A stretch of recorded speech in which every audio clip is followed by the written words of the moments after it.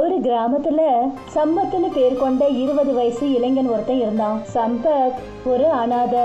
அவன் கிராமத்துல சௌத்ரியோட டாபாவுல சமைக்கிற வேலையை பார்த்துக்கிட்டு இருந்தான்.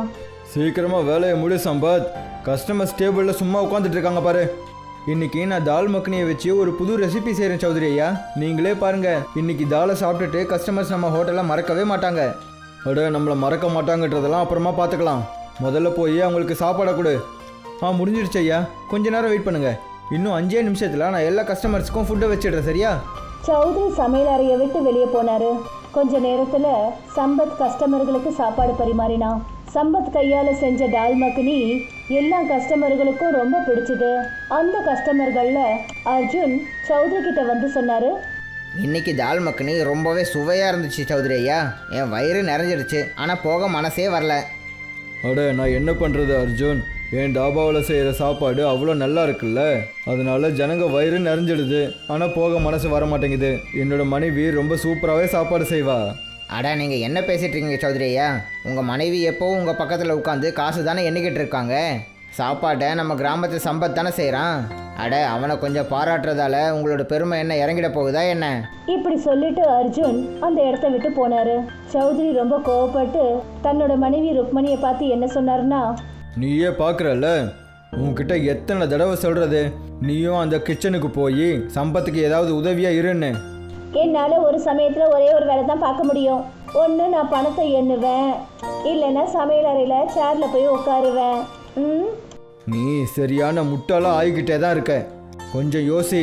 ஒருவேளை சம்பத் நாளைக்கே நம்ம தாபா விட்டு போயிட்டானா அப்புறம் என்ன ஆகும்? ஜனங்களுக்கு அவன் கையால் செய்கிற சாப்பாடு தான் ரொம்பவே பிடிச்சிருக்கு.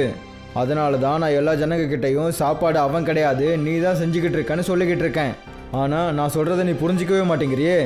நீங்கள் ரொம்ப சரியாக சொல்கிறீங்கங்க. இந்த விஷயம் என் மனசுக்கு தோணவே இல்லை பாருங்க. நானும் நாளையில இருந்து சம்பத்துக்கு பக்கத்தில் சேரை போட்டு உட்காந்துருக்கேன். மறுநாள் சம்பத் டாபாவுக்கு வந்தபோது சௌத்ரி சம்பத்தை பார்த்துட்டு என்ன சொன்னாருன்னா, சம்பத், இன்னையிலேருந்து என்னோட மனைவியும் உன் கூட அந்த கிச்சன்லேருந்து வேலை செய்வா. சௌத்ரி ஐயா, முதலாளி அம்மாவை ஏன் கஷ்டப்படுத்துறீங்க? சாப்பாடு செய்ய தான் நான் இருக்கேன்ல. நான் என்ன சொல்கிறேனோ அதை மட்டும் செய், தேவையில்லாமல் பேசாத. சரி சௌத்ரி ஐயா, நீங்கள் சொன்ன மாதிரியே செய்கிறேன். அன்னையிலிருந்து ருக்மணி சம்பத்தோட சமையல் அறையில உட்கார ஆரம்பிச்சா. கொஞ்ச நாளைக்கு அப்புறம் சௌத்ரி எல்லா கஸ்டமர்களையும் நம்ப வச்சாரு. அதாவது அவரு தாபாவில் கொடுக்குற அந்த சாப்பாடு தன்னோட மனைவி ருக்மணி தான் செய்யறான்னு. ஒரு நாள் சம்பத் தன்னோட வேலைக்கு போக வீட்டை விட்டு வெளியே கிளம்பினான். அப்பதான் அந்த இடத்துக்கு சௌத்ரி வந்துட்டாரு. சௌத்ரி ஐயா, நீங்களா? நான் தாபாவுக்கு தானே வந்துக்கிட்டு இருக்கேன். நான் உன்கிட்ட எதை சொல்கிறதுக்காக வந்திருக்கேன்னா, நீ இனிமே என்னோட டாபாவுக்கு வந்து எந்த வேலையும் செய்ய வேண்டிய அவசியம் இல்லை. நீங்கள் எதுக்காக இப்படி பேசிகிட்டு இருக்கீங்க சௌத்ரி ஐயா? எனக்கு தெரிஞ்ச வரைக்கும் நான் எப்பவும் சுவையான உணவுகளை தானே செஞ்சிட்ருக்கேன். அப்புறம் எப்பவும் என்னை குறை சொல்கிற அளவுக்கு நான் நடந்துக்கிட்டதில்லை. அதை பற்றி எனக்கு எந்த ஒரு கவலையும் இல்லை சம்பத். உன்னால தான் என்னோட டாபாவோட பேர் கொஞ்சம் கொஞ்சமாக அழிஞ்சுக்கிட்டு இருக்கு. நீங்கள் எதுக்காக இப்படியெல்லாம் பேசிகிட்டு இருக்கீங்க? எனக்கு ஞாபகம் இருக்கிற வரைக்கும் நான் எப்போலேருந்து உங்கள் டாபாவில் வேலை செய்கிறேனோ அப்போலேருந்து உங்களோட டாபா முன்னாடியை விட நல்லா தானே போகுது. நல்லா தான் போயிட்டுருக்கு.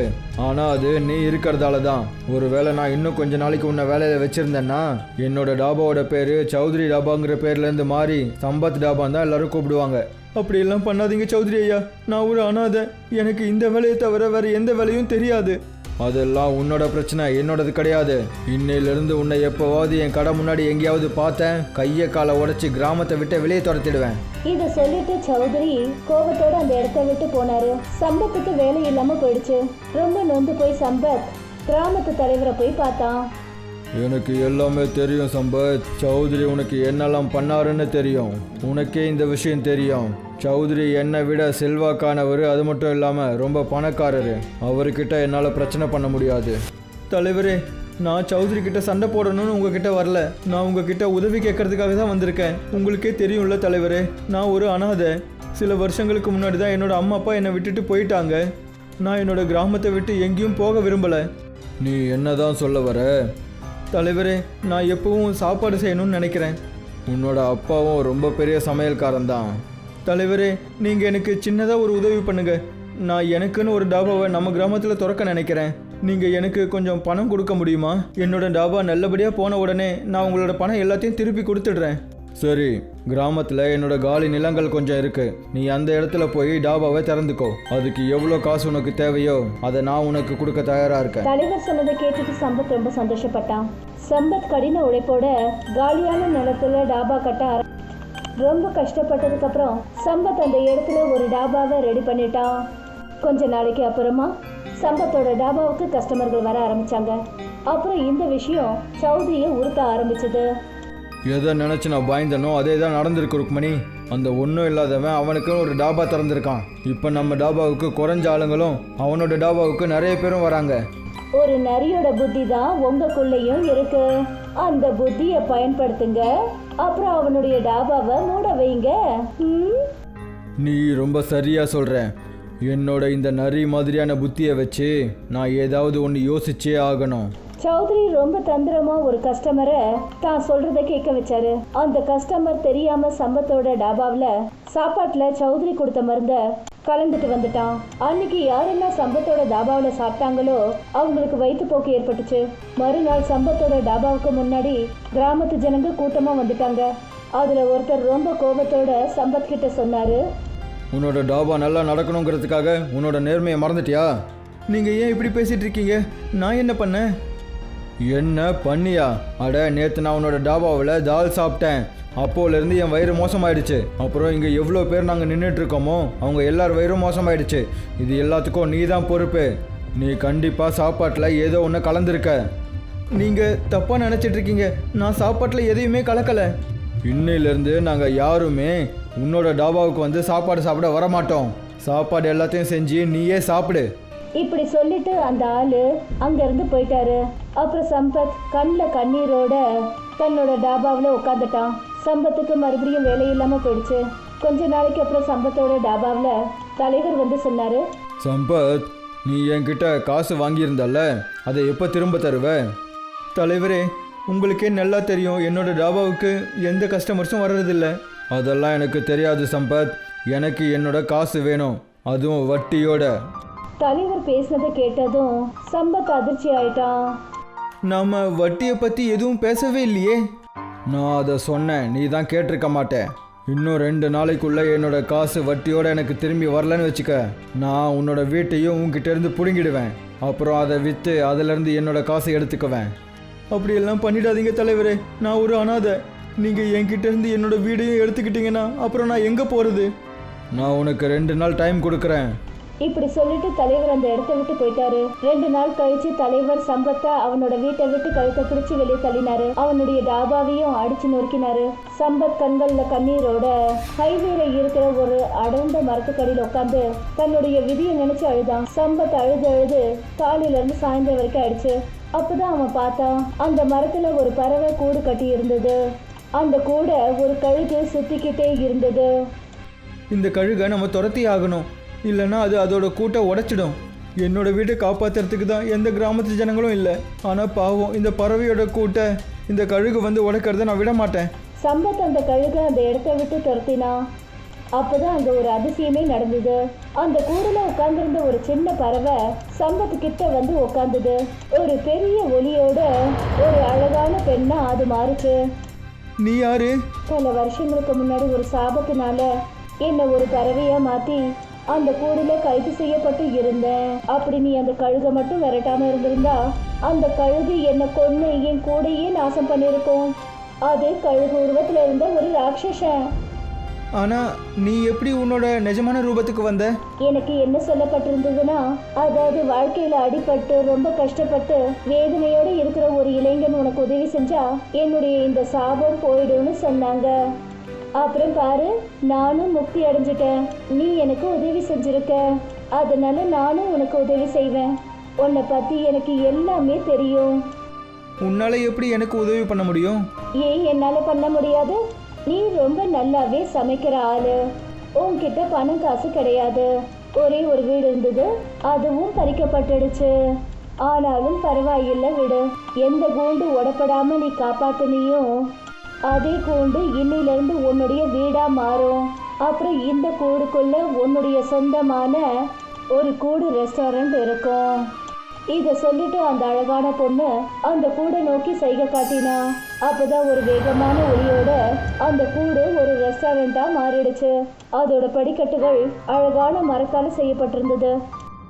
இந்த கூடு ரெஸ்டாரண்ட் இன்னையில இருந்து உனக்கு சொந்தமானது. இனிமே இந்த இடத்தை விட்டு உன்னை யாரும் வெளியே அனுப்ப முடியாது. யாராவது உன்னை இந்த இடத்தை விட்டு வெளியே அனுப்ப முயற்சி பண்ணாங்கன்னா கடைசியில அவனே பிரச்சனையில மாட்டிப்பான். இப்படி சொல்லிட்டு அந்த அழகான பொண்ணு அங்கிருந்து மறைஞ்சிட்டா. சம்பத் அந்த ரெஸ்டாரண்ட்குள்ள போனான். அவன் பார்த்தான், அந்த ரெஸ்டாரண்ட் உள்ள பார்க்கறதுக்கு 5 ஸ்டார் ஹோட்டல் மாதிரி இருந்தது. அங்க பெரிய பெரிய காஸ்ட்லியான டேபிள்ஸ் இருந்தது. அப்புறம் ஒரு 5 ஸ்டார் ஹோட்டல் மாதிரியே எல்லா விதமான வசதிகளும் அங்க நிறைஞ்சிருந்தது. கொஞ்ச நேரத்துல நிம்மதியா சம்பத் அங்க தூங்கினான். மறுநாள் டிஃபன் சாப்பிட்டுட்டு சம்பத் கீழே இறங்கினான். அப்பதான் அவன் முன்னாடி ஒரு கார் வந்து நின்னுச்சு. அதுல இருந்து ஒரு அழகான இளைஞன் வெளியே வந்து சம்பத் கிட்ட சொன்னாரு, இது எந்த மாதிரி ரெஸ்டாரண்ட் ப்ரோ? இந்த மாதிரி ரெஸ்டாரண்ட்ஸை நான் ஃபாரின்ஸில் மட்டும்தான் பார்த்துருக்கேன். ஆனால் அதுவும் ஃபோட்டோவில் மட்டும்தான். இது என்னோட ரெஸ்டாரண்ட் தான், கூடு ரெஸ்டாரண்ட். என்னோட ரெஸ்டாரண்ட்டில் எல்லா டைப் ஆஃப் ஃபுட்டும் இருக்குது. சரி, நீங்கள் எனக்கு உங்கள் ரெஸ்டாரண்ட்டை சுற்றி காட்டுறீங்களா? சுற்றி காட்டுறது என்ன சார், நீங்கள் தான் என்னோடய ஃபஸ்ட்டு கஸ்டமர். உங்களுக்காக இன்றைக்கி உங்கள் ஃபுட்டு ஃப்ரீ தான். சம்பத் அவருக்கு ரொம்ப அற்புதமான சமையலை தயார் பண்ணான். சாப்பாடு சாப்பிட்டுட்டு அந்த இளைஞர் ருசி பார்த்துக்கிட்டு என்ன சொன்னார்னா, நான் சொல்கிறத நம்புங்க, நான் எவ்வளவோ பெரிய பெரிய 5 ஸ்டார் ஹோட்டலெல்லாம் சாப்பிட்ருக்கேன். ஆனால் இந்த மாதிரி ஒரு சுவையான சாப்பாட்டை என்னோட லைஃப்பில் நான் சாப்பிட்டதே கிடையாது. நான் ரொம்பவே பெரிய ஒரு கம்பெனியில் அட்வர்டைஸராக ஒர்க் பண்ணிக்கிட்டு இருக்கேன். உங்களுக்கு ஓகேனா நான் உங்களோட இந்த கூடு ரெஸ்டாரண்ட்டை அட்வர்டைஸ் பண்ணி கொடுக்கவா? அப்போ உங்கள் ரெஸ்டாரண்ட் ரொம்பவே ஃபேமஸ் ஆகிடும். அப்புறம் இங்கே கஸ்டமர்ஸோட கூட்டமும் நிறைஞ்சிடும். நீங்கள் மட்டும் அப்படி பண்ணீங்கன்னா அது எனக்கு செய்கிற ரொம்பவே பெரிய உதவியாக இருக்கும். அந்த இளைஞர் அங்கிருந்து சிரிச்சுக்கிட்டே போனாரு. மறுநாள் அந்த ரெஸ்டாரண்ட்டுக்கு நகரத்திலிருந்து வர மக்கள் கூட்டம் அதிகமாயிடுச்சு. அந்த கூட்டத்துல பெரிய பெரிய தலைவர்கள், பத்திரிகையாளர்கள், ரொம்ப பெரிய பணக்கார ஃபேமிலிங்க இருந்தது. சம்பத்தோட கூடு ரெஸ்டாரண்ட் சில மாசங்கள்லயே இந்தியாவில் ரொம்ப ஃபேமஸ் ஆயிடுச்சு. அப்புறம் இந்த விஷயம் சௌத்ரியையும் தலைவரையும் ரொம்ப உறுத்த ஆரம்பிச்சது. நீ பேருக்கு மட்டும்தான் ஒரு தலைவர், ஆனால் உன்னால் ஒரு சின்ன வேலையை கூட செய்ய முடியல. நீ என்னெல்லாம் சொன்னியோ அதை விட நான் நிறையவே செஞ்சிட்டேன், தெரியும்ல? அட, நீ அவனை உன்னோட டாபாவிலேருந்து மட்டும்தான் துரத்தி விட்ட.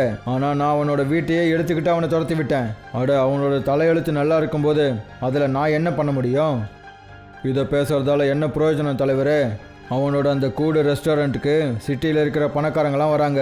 அப்புறம் கிராமத்தில் இருக்கிற ஜனங்களுக்கு அவன் அந்த கூடு ரெஸ்டாரண்ட்டில் உணவை ஃப்ரீயாக கொடுத்துட்ருக்கான். அவன் தினமும் எல்லாருக்கும் அன்னதானம் கொடுக்குறான், நல்ல பேரை வாங்கிக்கிறான். அப்புறம் நாம் இங்கே வெறும் கையை வீசிக்கிட்டு தான் உட்காந்துட்டு இருக்க வேண்டியதாக இருக்குது. உனக்கு என்ன தான் வேணும்? எனக்கு என்ன வேணும்னா அவனோட அந்த கூடு ரெஸ்டாரண்ட்டில் தீ வச்சுடு. அப்படின்னா எதுக்கு வெயிட் பண்ணிக்கிட்டு?